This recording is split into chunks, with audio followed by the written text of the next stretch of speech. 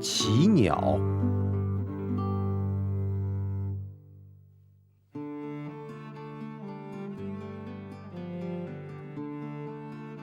很久很久以前，在卷尾猪拱地的地方，有一位穷苦人。他穷困潦倒，每天的一日三餐只能用在森林和草原收集的食物维持。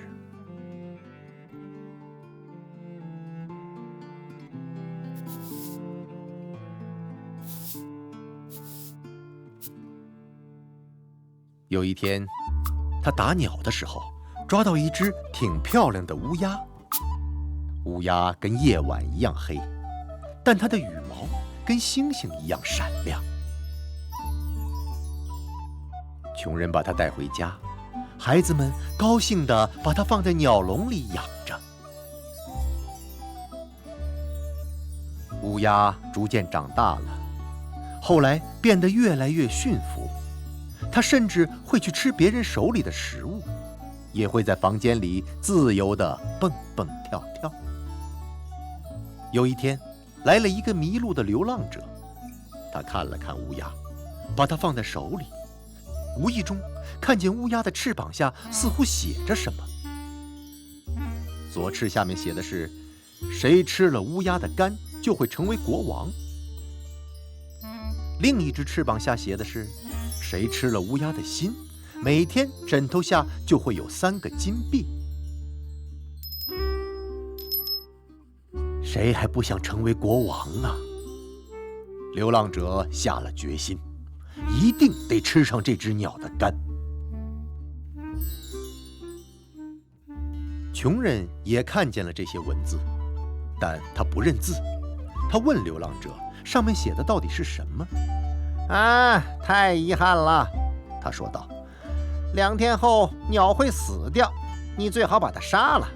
其实我很喜欢吃乌鸦，你给我烤一烤，我给你1000个金币。流浪者把钱拿出来，放在桌子上。穷人非常怜爱他的鸟，但他确实需要钱。没想多久，他就把乌鸦给杀了，开始烤熟了它。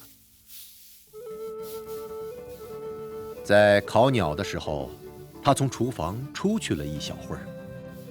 孩子们就在厨房走来走去，因为他们的肚子也饿了。他们就偷偷地吃掉了煎锅里乌鸦的肝和心。当乌鸦肉放在流浪者的面前时，他无论怎么找都找不到肝和心。他大发雷霆：嘿，穷鬼，鸟的心和肝到底在哪儿呢？他们还是找了一找，当然找不到了。流浪者意识到他根本当不了国王，就从座位上跳起来，什么都没吃就离开了。穷人很伤心，没拿到这么多钱，让他很难过。他教训了他的儿子们，说没有把钱挣回来之前，不许在他面前出现。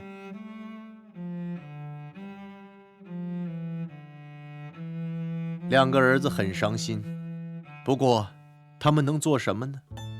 于是他们只有上路去赚回那1000个金币了。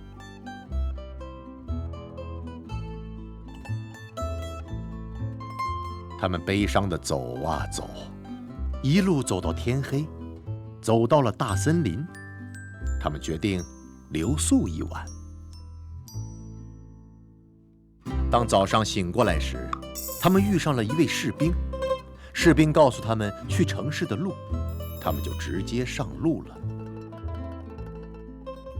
到了那儿，国王刚刚去世的消息传了出来。他们到了城里，已经筋疲力尽，看到了一张漂亮的金长凳。大儿子坐了上去，小儿子则躺在凳子下面，然后两个人很快地睡着了。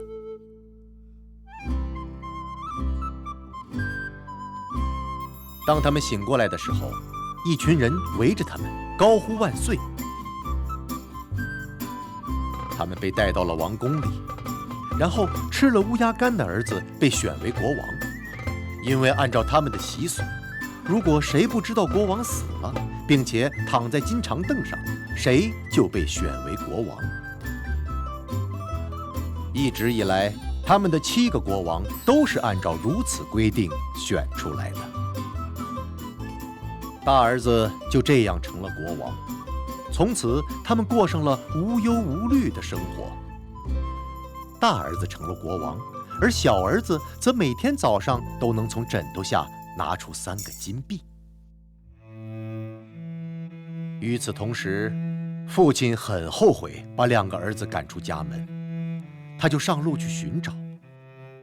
当他到达城里时，已经一无所有，只能到处讨饭。